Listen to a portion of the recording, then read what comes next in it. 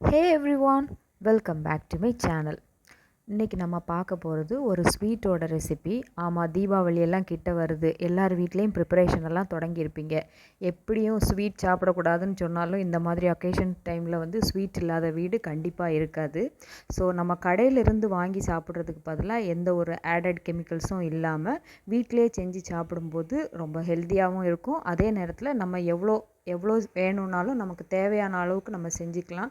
இன்னொன்று பட்ஜெட் ஃப்ரெண்ட்லியாக இருக்கும். இப்போ 1/4 கிலோ ஸ்வீட், 1/2 கிலோ ஸ்வீட் நம்ம கடையிலேருந்து வாங்குறதுக்கும் அதே அமௌண்ட்டில் திங்ஸ் வாங்கி வீட்டில் செய்யும்போதும் இருக்கிற டிஃப்ரென்ஸு செஞ்சு பார்த்த அம்மாமாருக்கு தான் தெரியும். சரி, ரொம்ப பேச வேண்டாம், நம்ம வீடியோக்குள்ளே போகலாம். இன்றைக்கி நம்ம பாதுஷா செய்கிறதுக்காக நான் எடுத்துருக்கிற இன்க்ரீடியன்ட்ஸ் வந்து ஆக்சுவலி இது மைதா வச்சு தான் பண்ண முடியும்.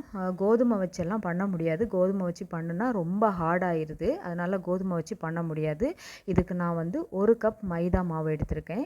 இந்த 1 கப் மைதா மாவுக்கு 1/4 டீஸ்பூன் பேக்கிங் சோடா, அதுக்கப்புறமா 1 டீஸ்பூன் பவுடர் சுகர், அப்புறம் ஒரு பிஞ்ச் ஆஃப் சால்ட்டு, இது இவ்வளவும் சேர்த்து நல்லா சலித்து எடுத்துக்கணும். நம்ம நினைப்போம் பவுடராக தானே இருக்குதுன்னு. இல்லை, சலித்து எடுக்கும்போது அதுலேயும் சின்ன சின்ன கட்டி இருக்கிறது நமக்கு தெரியும். நீங்கள் சலித்து பாருங்கள். இப்போ வந்து நம்ம ஜலிக்காமல் பண்ணணும்னு வச்சுக்கோங்களேன், நம்ம மாவு மிக்ஸ் பண்ணும்போது ஒரு சில இடங்களில் மாவு உருண்டையாக இருக்கும். அப்போ நம்ம வந்து ஸ்வீட் செய்யும்போது அது நல்லா வராது. ஸோ நீங்கள் மாவை வந்து நல்லா சலித்து எடுத்துக்கணும்.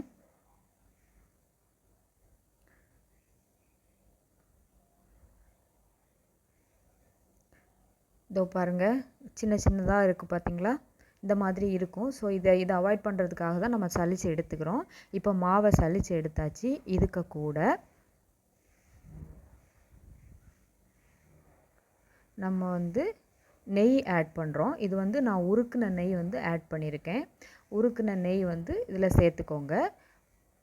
இது நெய் வந்து கட்டியாக இருக்கக்கூடாது. இருந்துச்சுன்னா நமக்கு மிக்சிங் வந்து சரியாக வராது.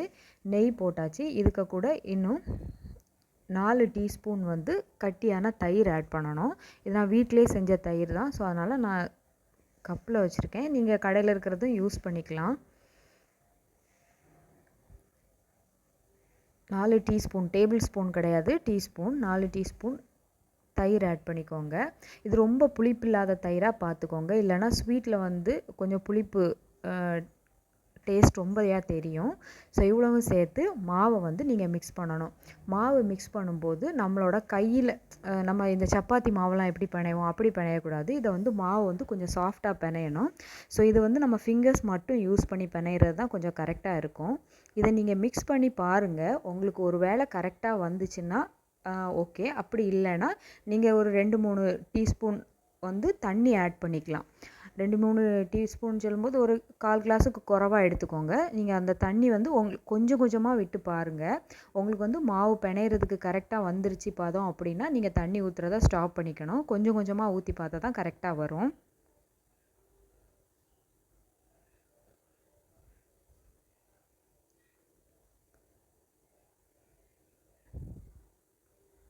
கொஞ்சம் கொஞ்சமாக பார்த்து தான் ஊற்றுறேன்.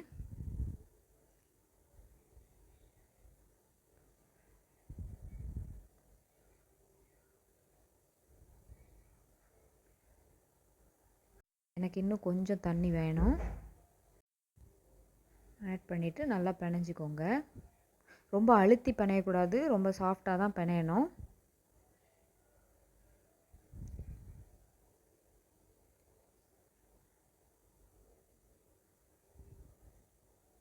அவ்வளோதான், நான் பிணைஞ்சி எடுத்துட்டேன். ஓகே, இப்போ நமக்கு மாவு ரெடி ஆகிடுச்சு. இப்போ இந்த மாவை வந்து ஒரு 15 to 20 மினிட்ஸ் அப்படியே ஊற விட்டுறணும். இப்போ நம்ம வந்து ஓப்பன் பண்ணியே வச்சோன்னா அதில் வெளியில் இருக்கிற போர்ஷன் எல்லாம் வந்து ஹார்ட் ஆயிரும். அதனால் ஒரு டவலில் தண்ணி முக்கி அதை வந்து இது மேலே போட்டு மூடி வச்சுருங்க. அடுத்தது நம்ம வந்து இதுக்கான சிரப் வந்து ரெடி பண்ணணும், சுகர் சிரப். அதுக்கு வந்து நான் வந்து 3/4 கப் வந்து சுகர் எடுத்திருக்கேன். ஒயிட் சுகர் தான் எடுத்திருக்கேன். நம்ம எடுத்திருக்கிற அதே சுகருக்கு ஈக்குவல் அமௌண்ட்டாக நான் வாட்டர் வந்து அதில் ஆட் பண்ணுறேன். இதுக்கு கூட காடமம் ஆட் பண்ணுறேன். அதுக்கப்புறமா கொஞ்சமாக வந்து குங்குமப்பூ, இவ்வளோ ஆட் பண்ணி இனி ஸ்டவ் ஆன் பண்ணுறேன்.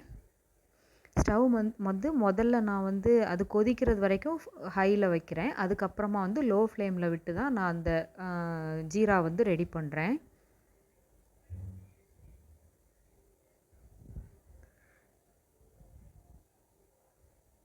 இது நல்லா வரணும். இது ஆக்சுவலி ஒரு சிலர் வந்து கம்பி பதத்துக்கு எடுப்பாங்க. நான் வந்து கம்பி பதத்துக்கு முந்தின ஸ்டேஜ்லேயே வந்து இதை ஆஃப் பண்ணிடுவேன். ஏன்னா வந்து இப்போ இது கூல் டவுன் ஆகும்போது மறுபடியும் அது வந்து திக்காகும். இன்னொன்று வந்து எனக்கு வந்து அது மேலே வந்து ஃபார்ம் ஆகும்ல. இப்போ சுகரில் கொஞ்சம் கட்டியாக இருந்துச்சுன்னா அந்த பாதுஷா வந்து கொஞ்சம் ஹார்ட் ஆகும் வெளியில் கொஞ்சம் நேரம் கழித்து. நம்ம அதில் டிப் பண்ணி வச்சு எடுத்து வெளியில் வச்சு கொஞ்சம் நேரம் ஆகும்போது இந்த காற்றுக்கு கூட பட்டு பட்டு அது எப்படி ஆகும்னா கொஞ்சம் ஹார்ட் ஆகும். ஸோ எனக்கு அது பிடிக்காது. அதனால நான் கொஞ்சம் வாட்டரி கன்சிஸ்டன்சிலே இருக்கும்போதே நான் வந்து ஆஃப் பண்ணிடுவேன். இப்போ இதோ பாருங்கள் கொதி வந்துருச்சு. இந்த கொதி வந்த உடனே நான் இதில் 2 டீஸ்பூன் வந்து லெமன் ஜூஸ் ஆட் பண்ணுறேன். ஆக்சுவலி இது ஒரு டீஸ்பூனே நமக்கு கரெக்டாக இருந்திருக்கும். நான் 2 ஆட் பண்ணிட்டேன். 1 டீஸ்பூன் ஆட் பண்ணிக்கோங்க. இது நம்ம எதுக்கு ஆட் பண்ணுறோன்னா இந்த சுகர் வந்து கொஞ்சம் கட்டி பிடிக்கும். இப்போ நம்ம இது சூடாக்கும் போது அந்த சைட்லெல்லாம் ஒட்டி பிடிக்குதில்ல, அதுலெல்லாம் கொஞ்சம் கிறிஸ்டல்ஸ் ஃபார்ம் ஆகும். அது ஃபார்ம் ஆகாமல் இருக்கிறதுக்காக தான் நம்ம வந்து இதில் வந்து லெமன் ஜூஸ் வந்து ஆட் பண்ணுறோம்.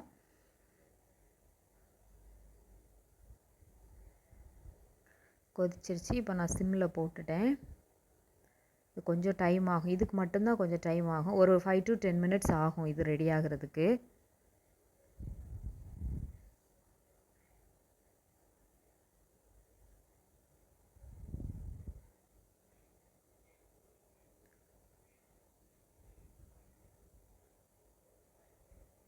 இது வந்து அந்த காடமம் வந்து ஃபுல்லாக முழுசாக போட்டிங்கன்னா ஒரு வேளை அதோட ஃப்ளேவர் வந்து தண்ணியில் மிக்ஸ் ஆகாது. ஸோ நீங்கள் அதை கொஞ்சம் உடச்சி போட்டுக்கோங்க. இல்லை உங்ககிட்ட பவுடர் இருக்குதுன்னா நீங்கள் பவுடர் கூட ஆட் பண்ணிக்கலாம்.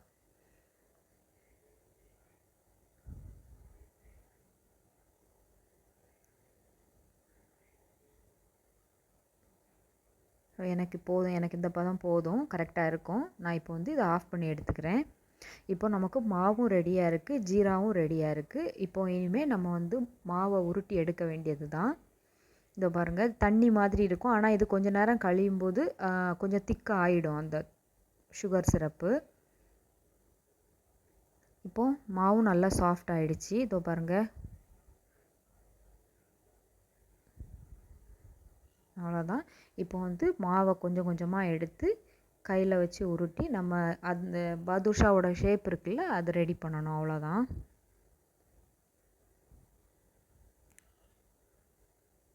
நான் வந்து கொஞ்சம் கொஞ்சமாக எடுத்துக்கிறேன். ஆக்சுவலி இதை வந்து நம்ம நார்மல் சைஸுக்கு நார்மலாக நம்ம கடையில் வாங்குகிற சைஸ்லேயே எடுத்து உருட்டினோன்னு வச்சுக்கோங்களேன். நம்ம வந்து இதை எண்ணெயில் போட்டு ஃப்ரை பண்ணி எடுப்போம். அப்படி ஃப்ரை பண்ணும்போது என்ன ஆகும்னா அதோட சைஸ் வந்து இன்னும் பெருசாகும். ஸோ நீங்கள் குட்டியாக எடுத்து பண்ணுறது தான் கரெக்டாக வரும். அதே மாதிரி இந்த தம் ஃபிங்கர் வச்சு நடுவில் வந்து இந்த ஹோல் பண்ணுறோம்ல, இது வந்து ஃபஸ்ட்டு நம்ம போட்ட உடனே ஹோல் விழுந்தது மாதிரி இருக்கும். இது மைதா மாவு, அதனால வந்து மாவு திருப்பியும் அது வந்து ஃபில் ஆகும். அதனால் நீங்கள் அந்த போடுற ஹோல் வந்து கொஞ்சம் கரெக்டாக போட்டுக்கோங்க. இந்த மாதிரி ரெடி பண்ணி எடுத்துக்கணும்.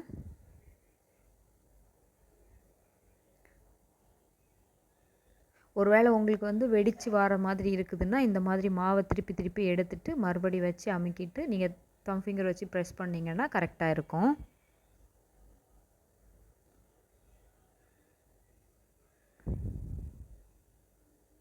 ஸோ இதே மாதிரி எல்லாத்தையும் ரெடி பண்ணி எடுத்துக்கோங்க.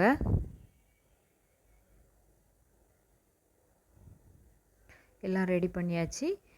இப்போது நம்ம இதை வந்து ஃப்ரை பண்ணி எடுக்கணும். நான் ஏற்கனவே இரும்பு கடாயில் எண்ணெய் ஊற்றி அடுப்பில் வச்சுட்டேன். இனி ஸ்டவ் ஆன் பண்ணிடலாம். எண்ணெய் சூடாகணும். எண்ணெய் எப்படின்னா இப்போ வந்து நம்ம எப்பயுமே எண்ணெய் சூடாக இருக்குதான்னு பார்க்குறதுக்கு கொஞ்சோண்டு மாவு வந்து நம்ம போட்டு பார்ப்போம்ல, அந்த மாதிரி மாவு போட்டு பார்க்கும்போது மாவு வந்து வெளியில் வந்துடணும். அது வந்து என்னது எண்ணெய் சூடாக இருக்கும்போது உள்ளே போட்டால் ஃப்ரை ஆகி மேலே வரும்ல, மாவு வந்து அடியிலே இருக்கக்கூடாது, மேலே வரணும். அந்த மாதிரி டக்குன்னு வந்துருச்சுன்னா நமக்கு வந்து எண்ணெய் ஹீட்டாக இருக்குதுன்னு நம்ம தெரிஞ்சுக்கலாம். இப்போ நான் வந்து எண்ணெயை சூடு பண்ண வச்சுருக்கேன். சின்ன மாவு வந்து நான் உருட்டி போடுறேன்.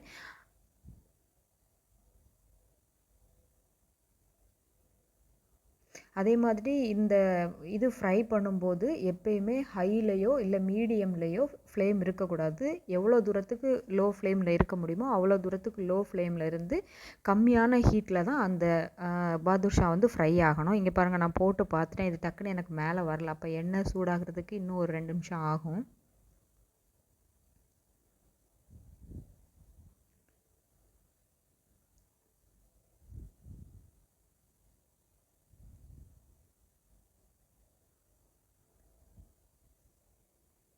இதோ ரெடி ஆயிடுச்சு எண்ணெய். இப்போது சிம்மில் வச்சுட்டு மறுபடியும் நம்ம இப்போ ரெடி பண்ணி வச்சுருக்க பாதுஷாவை எடுத்து உள்ளே போடணும். ஃப்ரை பண்ணி எடுக்கணும் அந்த மாவை. நான் வந்து எனக்கு வந்து நான் எடுத்திருந்த மாவுக்கு எனக்கு 10 அணம் ரெடி ஆச்சுது. நான் ஃபஸ்ட்டு பேட்ச் வந்து 5, 2வது பேட்ச் வந்து 5மா போட்டு எடுக்கிறேன். இது வந்து லோ ஃப்ளேமில் தான் வேகணும், அதை மட்டும் ஞாபகம் வச்சுக்கோங்க. ஏன்னா நம்ம ஹை ஃப்ளேமில் வச்சோன்னா வெளியில் இருக்கிறது சீக்கிரமாக ஃப்ரை ஆகிடும், உள்ளே இருக்கிற மாவு வந்து குக் ஆகாது. அதனால் லோ ஃப்ளேமில் வச்சு தான் வந்து நம்ம இதை குக் பண்ணணும். அதே மாதிரி நம்ம வந்து இப்போ எல்லாம் போட்டுட்டோம்ல, இது ஒரு 3 மினிட்ஸ் 4 மினிட்ஸுக்கு ஒன்ஸ் வந்து நம்ம அதை திருப்பி போட்டுக்கிட்டே இருக்கணும். இது ரெடி ஆகுறதுக்கு எனக்கு 15 மினிட்ஸ் ஆயிடுச்சு ஃப்ரை பண்ணுறதுக்கு.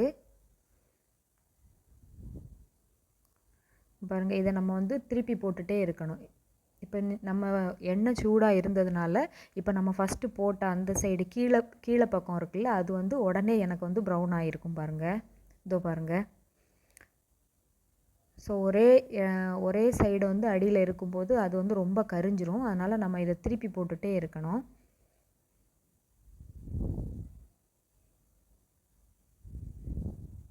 நல்லா ஈவனாக ஃப்ரை ஆகணும், எல்லாமே ஒரே கலரில் வரும் எல்லா சைடுமே. அந்த அளவுக்கு இதை நம்ம வந்து ஃப்ரை பண்ணி எடுக்கணும்.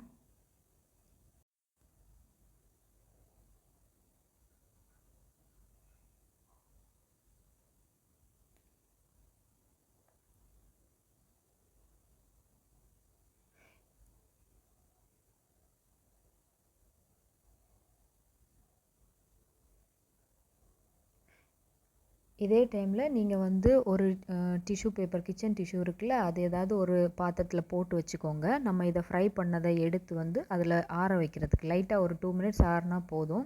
இன்னொன்று வந்து இதை நம்ம இவ்வளோ ஹீட்டில் ஃப்ரை பண்ணுறோம், எண்ணெய் ரொம்ப குடிச்சிருக்குமானா அப்படிலாம் எதுவும் இருக்காது, எண்ணெய் எல்லாம் ஒன்றும் வராது. இருந்தாலும் நம்மளோட ஒரு திருப்திக்காக வேண்டி நம்ம டிஷ்யூவில் போட்டுக்கலாம். எக்ஸஸ் எண்ணெய் இருந்ததுன்னா வந்து அதில் போயிடும்.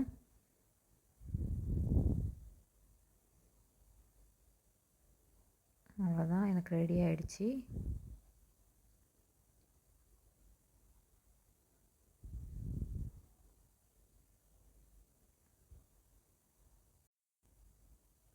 இனி அடுத்த பேட்ச் போட்டுக்கலாம்.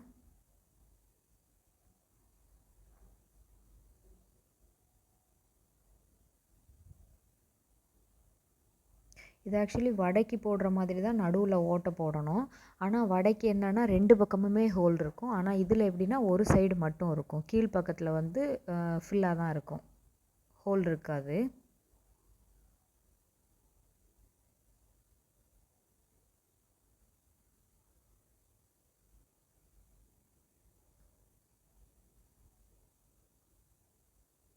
இதையும் முதல்ல உள்ள பேட்ச் எப்படி பண்ணோம் அதே மாதிரி லோ ஃப்ளேமில் வச்சு திருப்பி போட்டு இதையும் ஃப்ரை பண்ணி எடுத்துக்கணும்.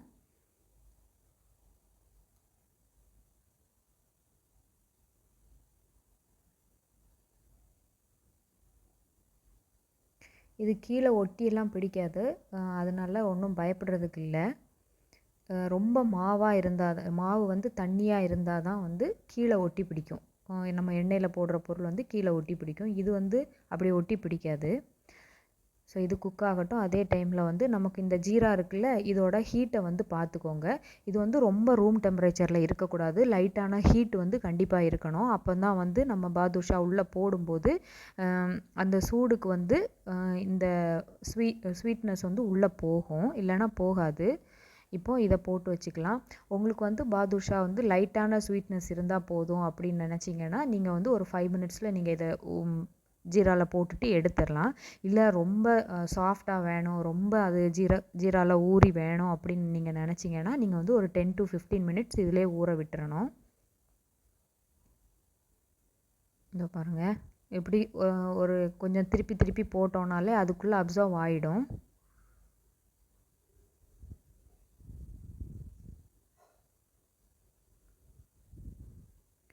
இப்போது இது இங்கே ரெடி ஆகட்டும், அதுக்குள்ளே நம்ம அதை பார்த்துடலாம். இதுவும் இப்போ ரெடி ஆயிரும்.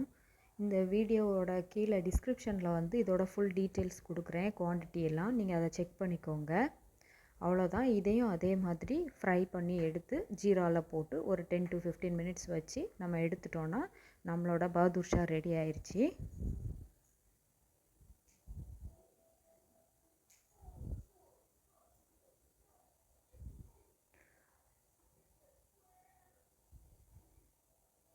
அவ்வளோதான், முடிஞ்சிருச்சு.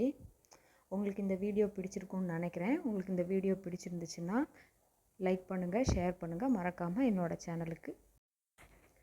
கடையில் வாங்குறது மாதிரியான பாதுஷா வீட்டிலே ரெடி பண்ணியாச்சு. ஸோ இந்த தீபாவளியை வீட்டில் செய்கிற ஸ்வீட்ஸ் வச்சு செலிப்ரேட் பண்ணுங்கள். தேங்க்யூ ஃபார் வாட்சிங்.